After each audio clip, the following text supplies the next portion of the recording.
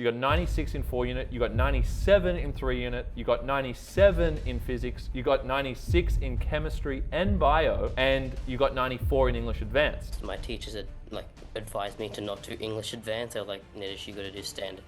My marks were abysmal. 50 papers, it's probably the record in my mind in terms of how many I've heard someone do. 52 for extension 2, sounds like a lot. It is a lot. Extension 1, I did about, 50. For chemistry, I did 30. Physics 30. That almost just wouldn't add up in terms of how long it would take to go through them and mark it. I didn't believe what I was seeing in front of me, right? By the end of trials, all my notes would have been done, all of my flashcards would have been done, and so at that point it's just past papers. It's spamming past papers, if you will, and that was grueling. It was intense, and HSC students tend to fall into this mindset of I'm gonna study myself into the ground.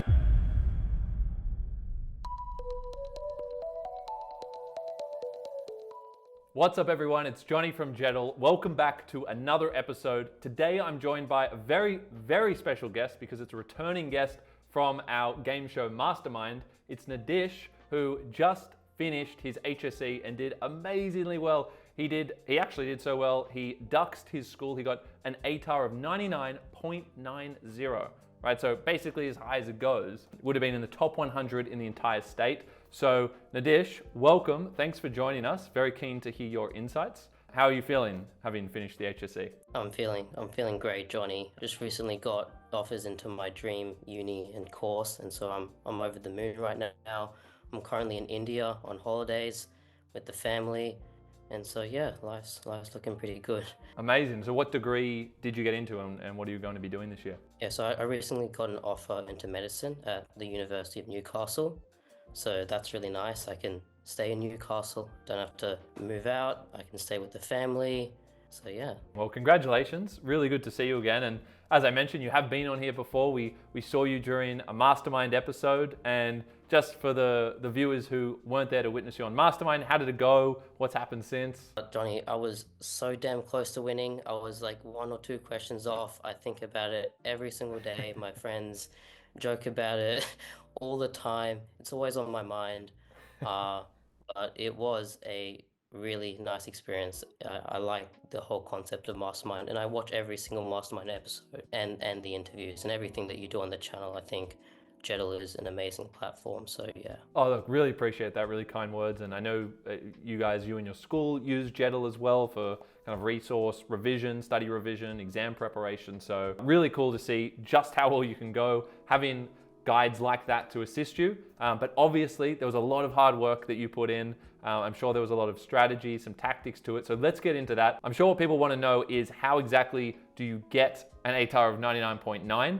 Let me just give the mark breakdown and then we'll zoom in on some of those subjects. So just looking at your marks here, you did 4-unit maths, which is a very common thing for students who get 99.90, 99.95 right up there. 96, you got 96 in 4-unit, you got 97 in 3-unit, you got 97 in physics, you got 96 in chemistry and bio, and you got 94 in English advanced. Which mark are you most proud of? I would have to say English Advanced was like the star of the show. My goal for English Advanced specifically was somewhere around 92. My school kind of estimated me around 91, 92, and that was my goal. So to see a 94 on my screen on the day of ATAR release was nothing short of incredibly insane. That was really, really cool. And also the split, the external-internal split, was also particularly shocking. In the external exam, the HSC exam, I got a 96, which that was insane. I was not expecting that. And internally, I got a 92, and I was ranked 15 out of a cohort of 150. So yeah, English Advanced was definitely the mark that I was the happiest with, for sure. Wow, so let's talk about that. You weren't expecting to do so well. Did you kind of progress a lot on your English journey then throughout school? I know we were talking before about how things really changed for you sometime around year 10, but walk us through that. What happened in terms of your kind of English ability, your English marks as you progressed through high school? Yeah, I'll tell you, for the longest time, English was one of those subjects that I struggled with a lot. From year 1 all the way to year 10, I was almost a failing student in English. I was always below average. I had an English tutor, and I still wasn't finding any success in the subject of English. So English was for me one of those subjects that I hated, I dreaded. I didn't like studying for. It made me feel like bad on the inside. So, but there was like a moment in year 10 where something really changed, and I'll talk about that with you if you're interested in Please. knowing what I did. So in year 10, it was like the summer holidays. We were going into year 11. We're going into English Advanced. My teachers had like advised me to not do English Advanced. They were like, Nidhish, you got to do Standard. Like my marks were abysmal. But I did English Advanced because like I knew I wanted a good ATAR, and I thought, oh, you have to do Advanced to get a good ATAR, right? So I picked English Advanced, and so in year 10 summer holidays, I decided to start reading, right? When I was young, like I wasn't ever like encouraged to read a lot. I was more of like a math sciencey guy, something that a lot of people could like relate to, especially my friends who are all like STEM guys, right? We don't really we we all hate English. That's like a shared within our friend group. So I never really was encouraged to read. So I decided to read. And the reason why I decided to read was I was fed up with everything. I wanted to see improvement. I didn't know what to do, so I thought, you know what, teachers always say, you gotta read, you gotta read. So I just decided to read. And so during those summer holidays, I decided to read like I think it was a minimum 3 hours every single day for that 2 month period. And I jumped straight into the classics. I went from basically like very little reading experience to jumping into like the big books, talking, Fyodor Dostoevsky's Crime and Punishment, Brothers Karamazov, Leo Tolstoy's War and Peace, Anna Karenina, these books, right? And did I understand all of them completely? No, but I learned so much from those 2 months. My experience was during that period, first of all, like one of the immediate effects was like an improved vocabulary. And so my vocabulary 10x'd. And what this meant was going into year 11, first of all, like I in my writing, I would use words that were like, that had flair. And in this way, I would score higher marks because I would use more sophisticated language. But on top of that, on a deeper level, during that 2 month period, I kind of gained an appreciation for the subject of English and like the purpose of literature as a whole, right? Because previously I had kind of adopted some like an immature mindset where I thought English or reading was just for entertainment. But it was during this 2 month period that I kind of realized that English is more than just for entertainment. It's for like delivering ideas, sharing experiences. I remember during that time, it was the first time ever that a book had ever made me cry, right? It was Anna Karenina, actually. That was a great book. So I gained an appreciation for the subject of English and like ideas of context and purpose, and that really like was a huge stepping stone. And I began to find success in English in year 11, and it only got better from there in year 12. Wow, yeah, that's a really inspiring story, and if nothing else, it should be a prompt to everyone who's listening to at least start reading something, because as you can see from the story, it really can help with your marks. I guess in terms of how that translated later on to the HSC and how you were writing your essays and your creatives, tell us a little bit about that. What were your kind of key strategies, key tactics, key elements of your approach to write in full mark essays and really getting yourself up to that top band? Hey everyone, it's Johnny from Jettle, and if you want to check out state rank examples, band 6 analysis, step-by-step guides to constructing the perfect essays, craft of writing pieces, whatever it is that you need for your English exams, then go to jettle.com. We've put everything in one place for you so that you don't need to look any further to get everything you need to succeed in your exams. And if you want to submit a draft and get expert marking, or you want to use our marking tools to get specific suggestions on how you can improve your essays, your creative writing pieces, anytime, anywhere, make sure you sign up to Jedi today.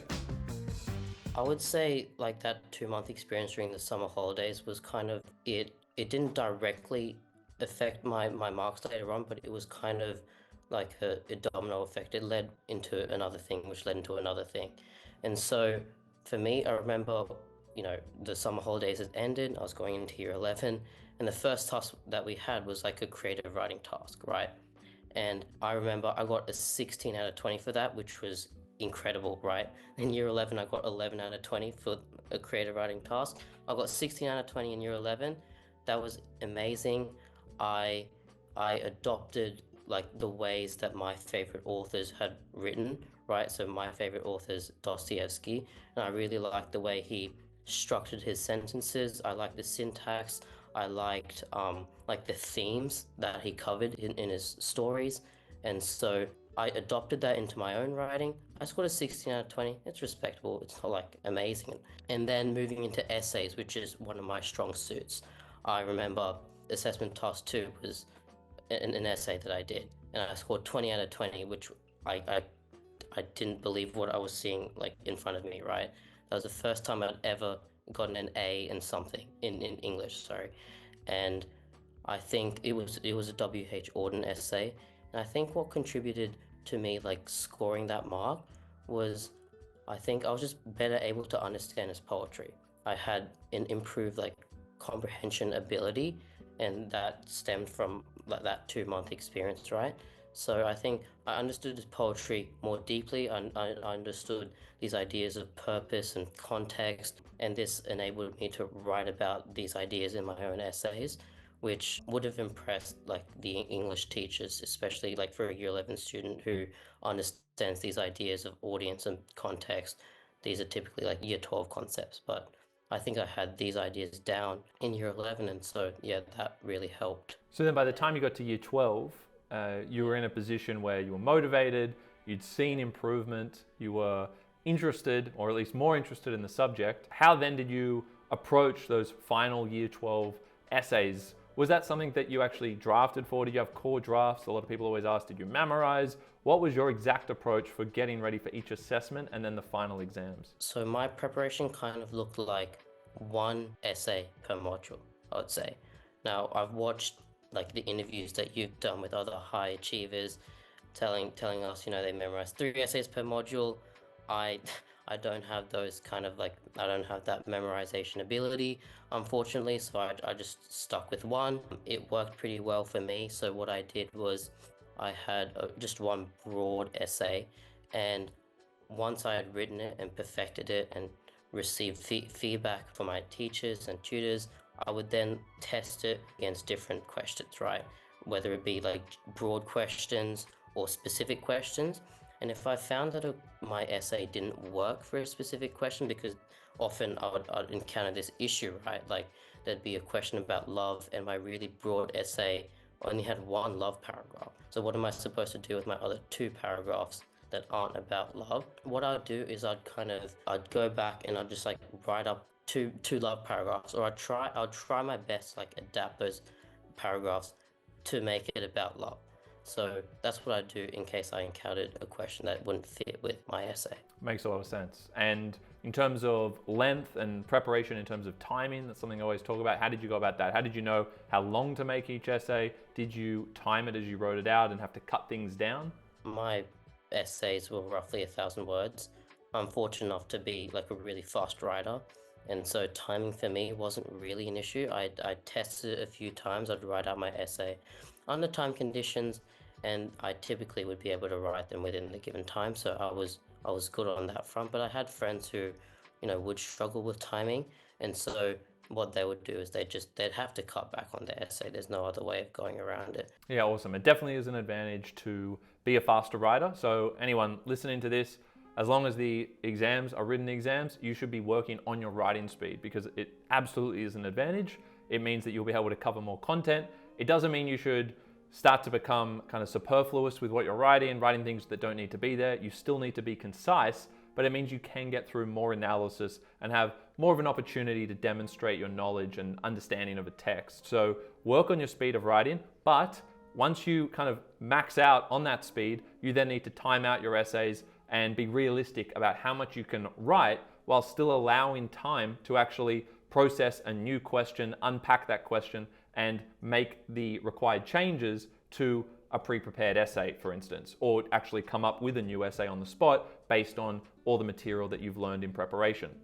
So that's a really important point. What about the craft of writing, Module C? How'd you go about preparing for that one? Yeah, so Module C was definitely one of my weaker modules. I previously hadn't found a lot of success in it.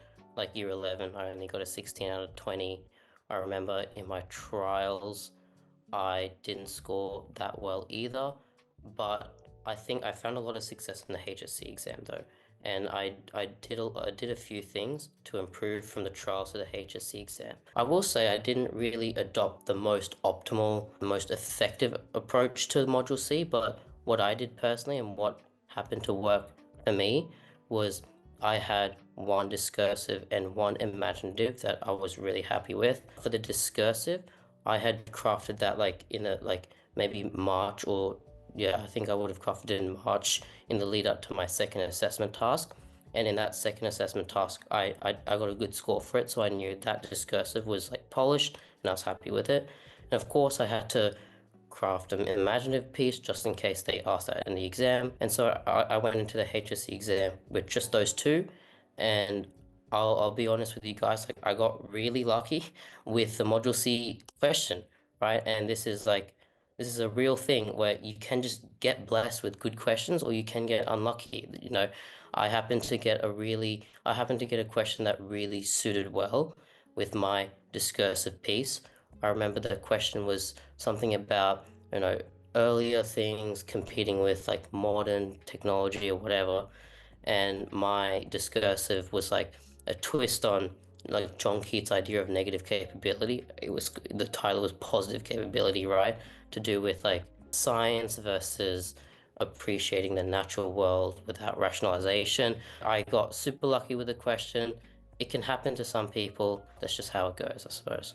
Yeah, no, appreciate your candor with respect to Mod C. So it sounds like you're a lot more confident and maybe to an extent prepared with the essays, but I'm happy that you did get a question that worked well for you. Now, in terms of preparation for the HSC and assessments, how much time were you putting into crafting these essay drafts and crafting your Module C drafts? What kind of went into it in the lead up? First of all, one of the big things was starting super early, right? So if I knew that an exam would be in week 8, I would start like in week 2, right? I would have read the text maybe during the holidays. I think reading your text during the holidays is super effective.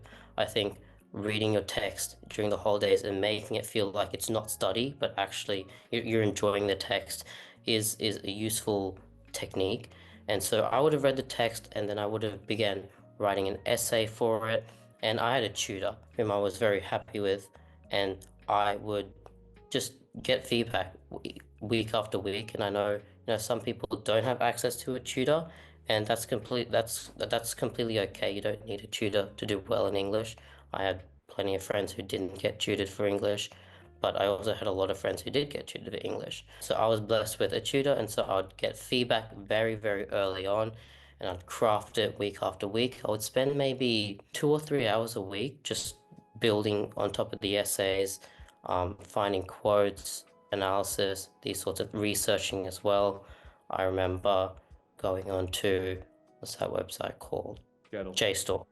And Jettle as well. Jettle, I use Jettle a lot actually, and JSTOR as well.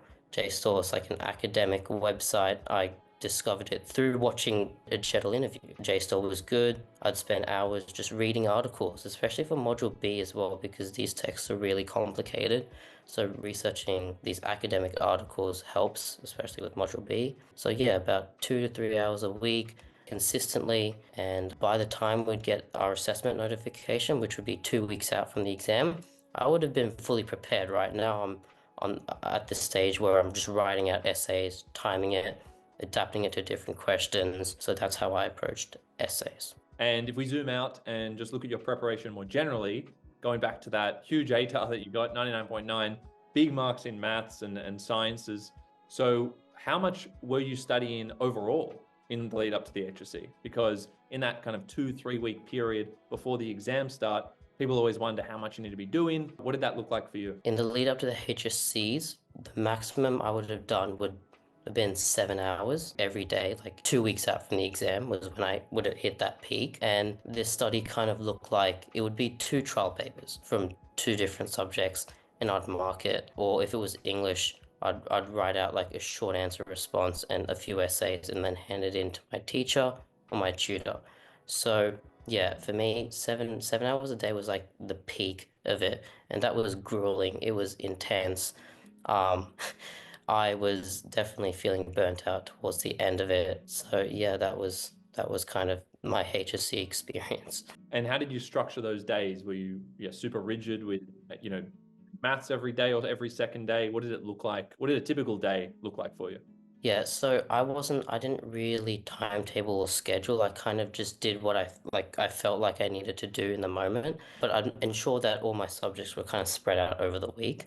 I would do a morning session, so I'd wake up around like 8, and then I'd do a paper from like 9 to 12, and then I'd give myself, a few hours break, whether it be, just doom scrolling on TikTok or, playing tennis with the boys or something like that.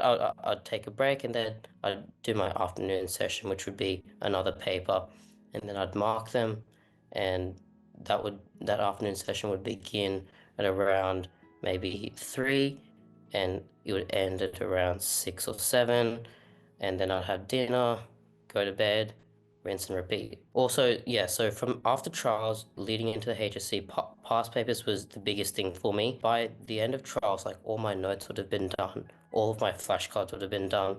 And so at that point, it's just past papers. It's spamming past papers, if you will, but of course, not just spamming them mindlessly. You have to do them fully, you have to mark it.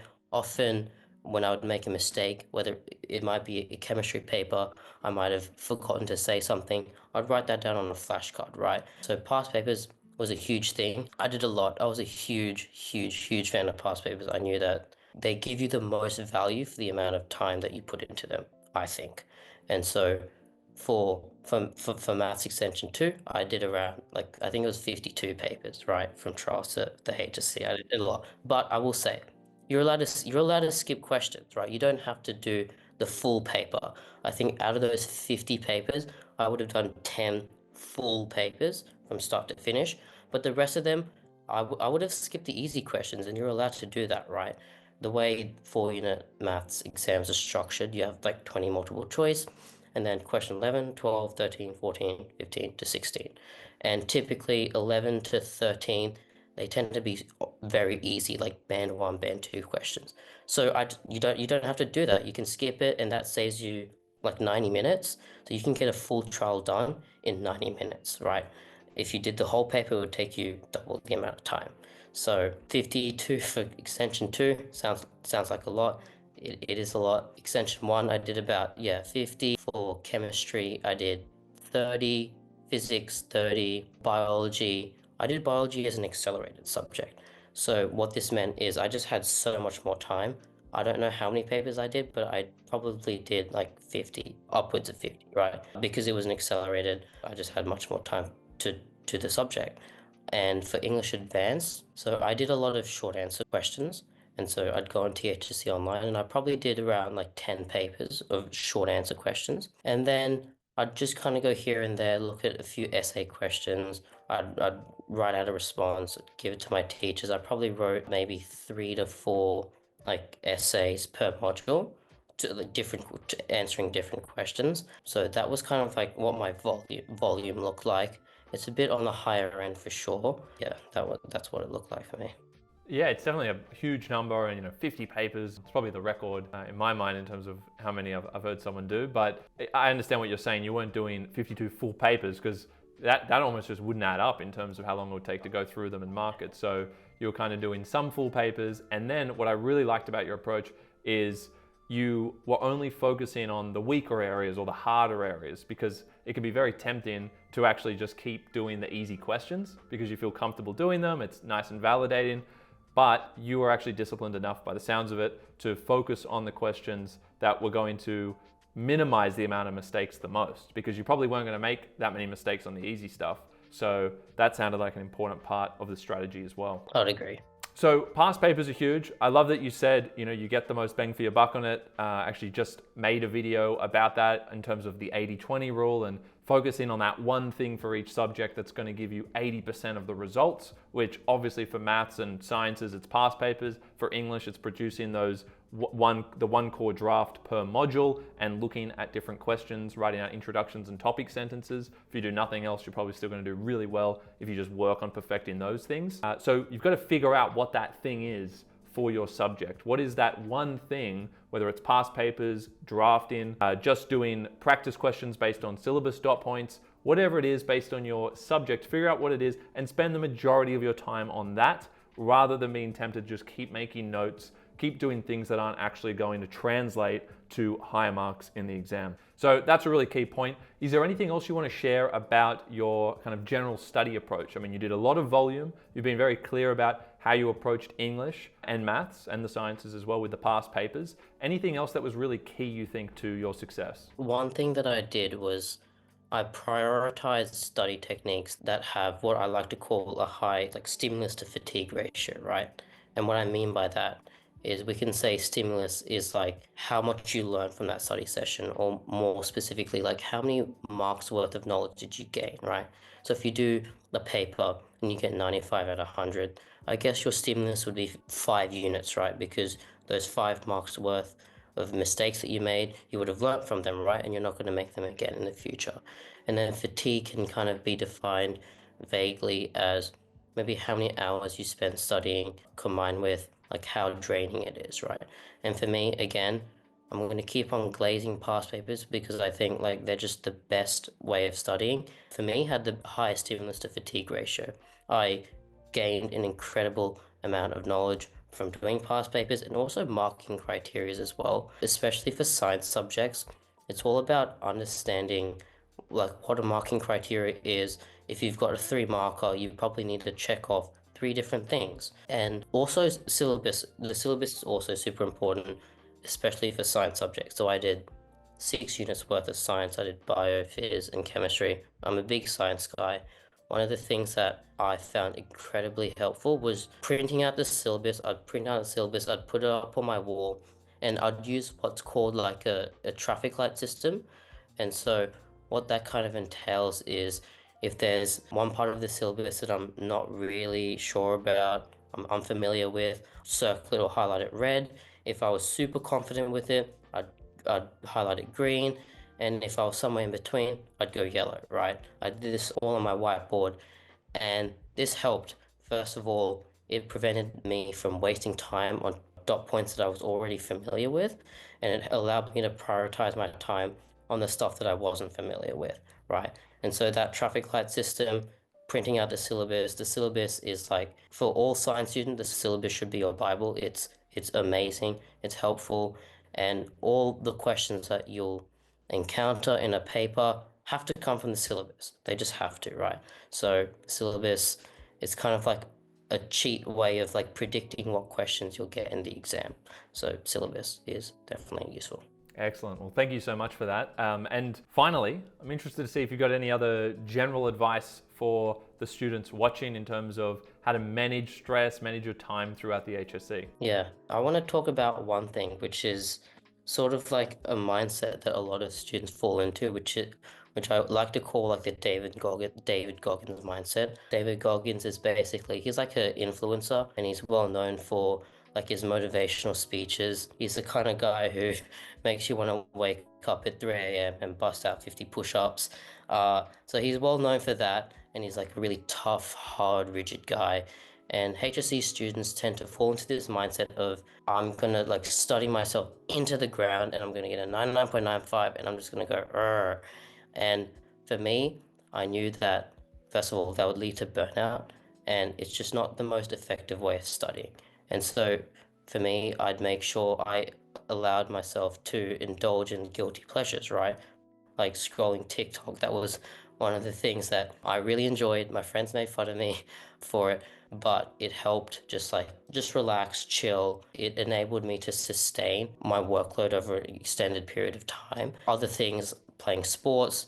I played tennis a lot with my friends. I made sure like I had rules on like never studying during recesses or lunch. I always played handball during recesses and lunch. my friend group were known as the handball boys at school. Make sure you prioritize your hobbies. I think falling into this mindset of I'm just going to study all day, every day, it's not productive. Yeah, that's great advice. So don't David Goggins it. If anything, save your Goggins mentality till the very end when the fatigue does kick in, and then you should just push to the very end. But that's really good. One other thing just came to mind as you said that, with the TikTok scrolling. Even though you were on TikTok, obviously using social media, using your phone, you were, I assume you were super disciplined when you were studying. Focus is such a big thing, and it's such a rare thing nowadays. So how did you manage the discipline? How did you have the discipline to just focus on what you were meant to be doing when you were studying rather than scrolling on your phone and getting distracted? I understand because these platforms are really addictive, and to be able to balance like social media and study, it's definitely hard to do. I didn't have any like hard rules like studying without my phone in the room. I think for me, what kept me on task was being super goal oriented. So at when I would wake up, I'd kind of be like, okay, I need to do this past paper and I need to do that past paper before I go to bed. Just those two things, right? And so I can watch as much TikTok as I want. I can like play tennis for however many hours as I want, as long as I get these two things done before the day. So that was something that I did just to ensure that I didn't really get distracted by these things. Awesome. Well, thank you so much for the wisdom. I'm sure it's going to help a lot of the students who are watching, whether they're in year 7 or going into the HSC, already in the HSC. So thank you very much, Nidhish. Congratulations again on your results. And for everyone watching, thank you so much for tuning in. If you did enjoy, make sure you subscribe to the channel. Make sure you check out Jettle. I'll see you in the next one.